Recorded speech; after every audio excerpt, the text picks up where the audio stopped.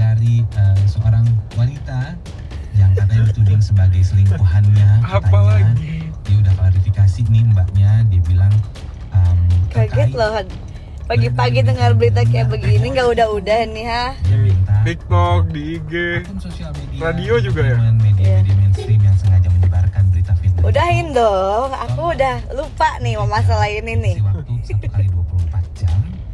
Dan untuk akun-akun sosial Betul kali media masnya ya kan? berita hoax dan membawa namanya, dia sedang mempertimbangkan jalur hukum. Iyalah, kena juga kagak ya kan, dilibat-libatin gimana nggak kesel ya kan. Dasar Aja ke Tom Cruise yang dikabarkan kamu yang selingkuh, aku yang kena cuak. Oh halo mbak-mbak atau mas-mas yang punya akun Twitter Tiger Spuh yang namanya Tiger Spuh.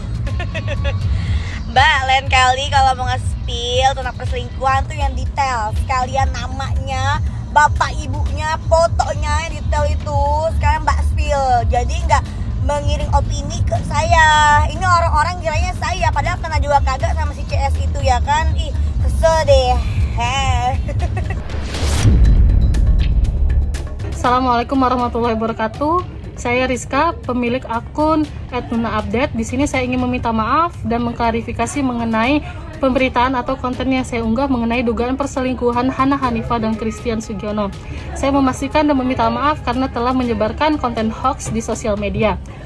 Saya memohon maaf jika video yang saya unggah, yang saya olah dari sumber artikel online tersebut menjadi bumerang bagi saudara Hana Hanifah. Kemudian saya ingin menegaskan bahwa video tersebut adalah hoax dan tidak benar. Saya mengaku salah karena telah mengunggah video dengan sumber yang tidak valid. Saya berharap Mbak Hana Hanifah dan seluruh orang yang merasa dirugikan atas video tersebut bisa memberikan maaf kepada saya. Semoga kedepannya saya bisa menyajikan konten yang cover both side dan tidak menyudutkan pihak manapun.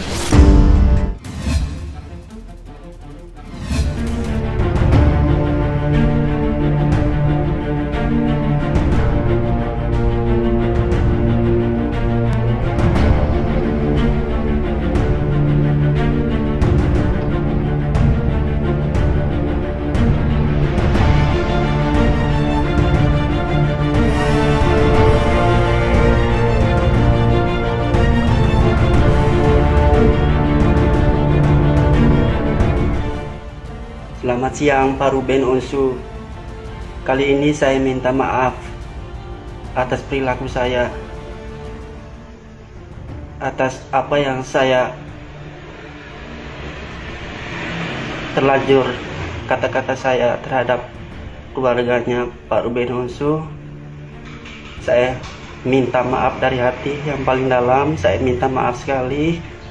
Saya sudah salah, saya sudah terlanjur. Saya janji, saya tobat, tidak akan terulang kembali apa yang saya udah kata-katain Pak Ruben Onsu. Sekali lagi saya minta maaf, saya tobat. Tuhan yang balas. Terima kasih Pak Ruben Onsu. Kalau sudah minta maaf pada saat sebelum saya laporin polisi, saya terima ya gitu. Ya udah, ya seperti apa yang saya tulis aja. Begitu kan? Udah 2 tahun, lama banget. Pelaku ini kan memang kayaknya bukan lahir dari rahim manusia gitu ya, sehingga seorang wanita yang dikatain sama dia seperti itu, dia tidak pikir dampaknya. Dia juga punya anak wanita gitu. Saya juga punya anak wanita, dua anak wanita yang dua wanita yang masih kecil gitu, dimana jejak digital ini saya nggak bisa batasin ya, saya nggak bisa stop itu. Tapi kalau saya tidak melakukan perlawanan ya minimal yang saya lakukan ini anak-anak saya lihat saya melakukan pembelaan untuk keluarga saya. Melakukan ini adalah bentuk dari edukasi kepada masyarakat agar masyarakat tidak lagi menyebarkan berita-berita yang mengandung konten pencemaran nama baik, mengandung berita-berita bohong. Dan apa yang kita lakukan ini sudah benar.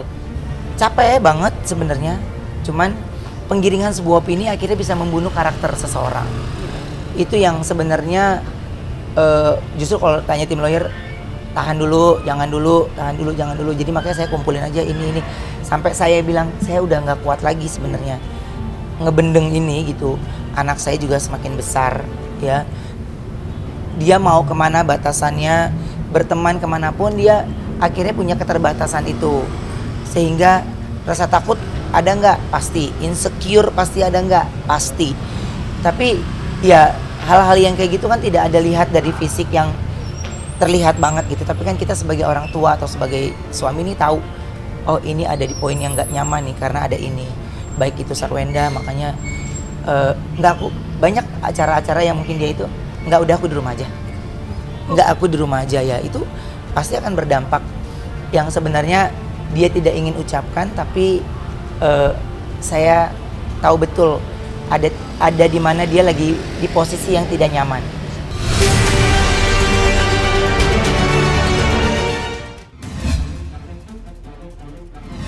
Kita kan sekarang pergi bersama atau enggak waktu Cicis lagi kayak gini. Kemarin juga maksudnya memang sering ngobrol juga, terus udah kayak gitu sering ngebahas juga gitu. Cis inget gak? Tapi anytime loh, maksudnya waktu Cicis punya pacar ataupun enggak, kita sering telepon juga aja gitu. Kalau mau telepon ya telepon aja. Karena emang hubungan baik sih, maksudnya juga ketika aku punya pasangan dan Kak Jody punya pasangan, pastinya kita juga menjelaskan, jangan aku doang yang punya pasangan, sama-sama kita pernah mendekatkan diri sama orang lain. Loh, iya kan? Kan ketahuan loh. Cuma kalau aku emang dipublish. Iya, iya. Tapi kan yang penting sama-sama positif. Iya. Sejauh ini juga untungnya kita berdua juga tetap menjaga hubungan baik.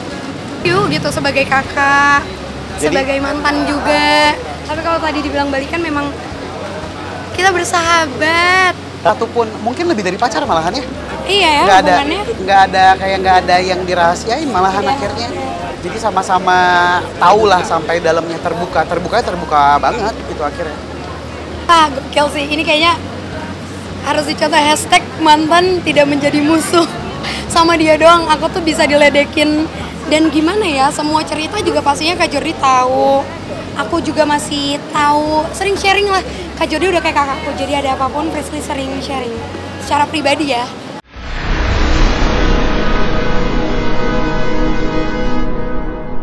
Jadi jangan lupa untuk subscribe Cumi Cumi. Ditekan ya tombol lonceng merahnya.